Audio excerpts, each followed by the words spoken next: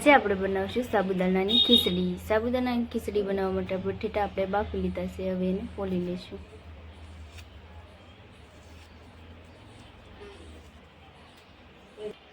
બટેકા આપણા ફોલાઈ ગયા છે, હવે એને કટિંગ કરી લઈશું।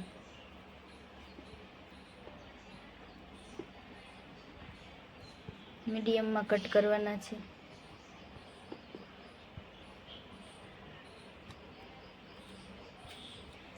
બટેકા આપણે એકદમ કટ થઈ ગયા છે। મરચાં લઈ લીધા છે, એક ટમેટું લઈ લીધું છે, મીઠા લીમડાના પાન અને એક લીંબુનું ફાડું લઈ લીધું છે। સાબુદાણાને આપણે 2 કલાકથી પલાળવા મૂક્યા હતા, અત્યારે પલળી ગયા છે, તમે જોઈ શકો છો। તો ચાલો બનાવીએ આપણે ખીચડી। સૌથી પહેલા આપણે એક કઢાઈમાં તેલ લઈ લઈશું, તૈન પાવડા।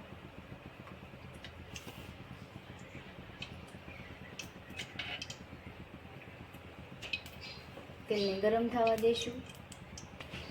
હવે આપણે રાઈ નાખીશું, થોડી ઘી નાખીશું, થોડા મીઠા પાન નાખીશું, થોડા મરચાં નાખી દઈશું,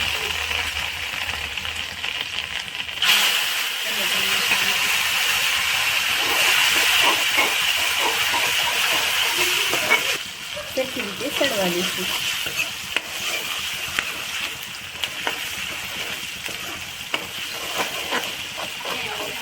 આપણે આમાં બટેટા એડ કરી દઈશું।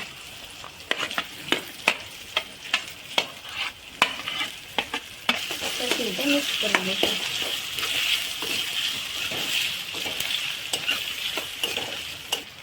હવે આમાં આપણે મસાલા એડ કરીશું, હળદર, ધાણા જીરું, ગરમ મસાલો, સ્વાદ પ્રમાણે મીઠું। હવે સરખી રીતે મિક્સ કરી દઈશું।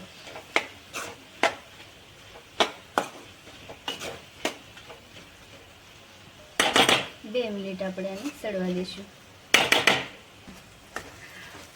મસાલા એકદમ આપણા ચડી ગયા છે, હવે આપણે એમાં સાબુદાણા નાખશું।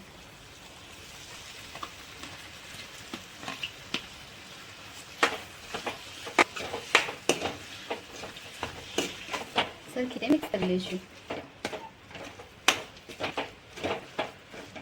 તમે જોઈ શકો છો અત્યારે સાબુદાણાની ખીચડી।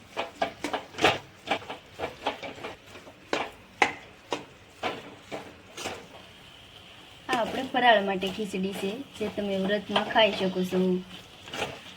10 જ મિનિટમાં આવી ખીચડી બનાવીને તૈયાર થઈ જશે।